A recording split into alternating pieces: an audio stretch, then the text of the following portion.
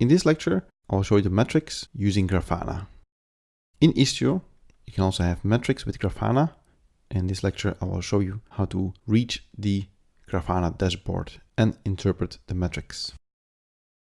Just like I did with the distributed tracing, you can have a look at the services of Istio system, and you can expose one of the services using port forwarding or using a load balancer. Also, if you're using a load balancer, everyone can contact it, so you might also want to configure some security groups to make sure that only you can contact it, or put the load balancer private, for example. So here we have Grafana. So let's edit this service, edit SVC Grafana, and we'll also turn this cluster IP into a load balancer. This will spin up a load balancer for Grafana. So let's get our services from Istio system using all wide. And then we have here our external host name on port 3000 that we can use to access Grafana. So this is the load balancer URL, port 3000, and then you will see the Grafana dashboard. You can click on home and then you will see all the predefined dashboards. So we have the Istio galley dashboard, mesh dashboard, service dashboard, and the workload dashboard. And then we have the mixer and the pilot dashboard. Let's have a look at the Istio service dashboard. So here we see all our services. Our hello service is selected by default here. This is the first one. And there's currently no volume. So let's go back to our terminal and let's contact this app again.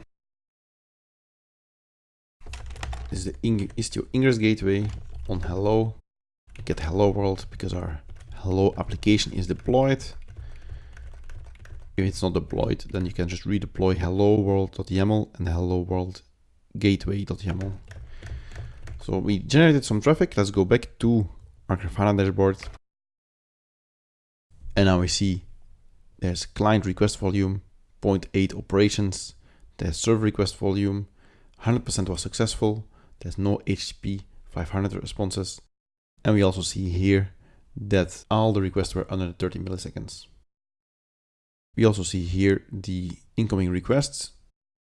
I did here 2.2 operations per second. And then right here, 5 seconds later, I only did 0.8 operations per second.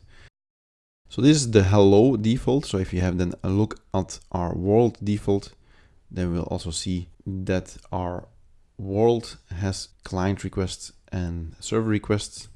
And if you then go to world 2 default service, then we also see incoming requests and everything was successful. So this is a nice dashboard that you can use to see your traffic that is incoming, whether there are errors on your services, whether everything is healthy.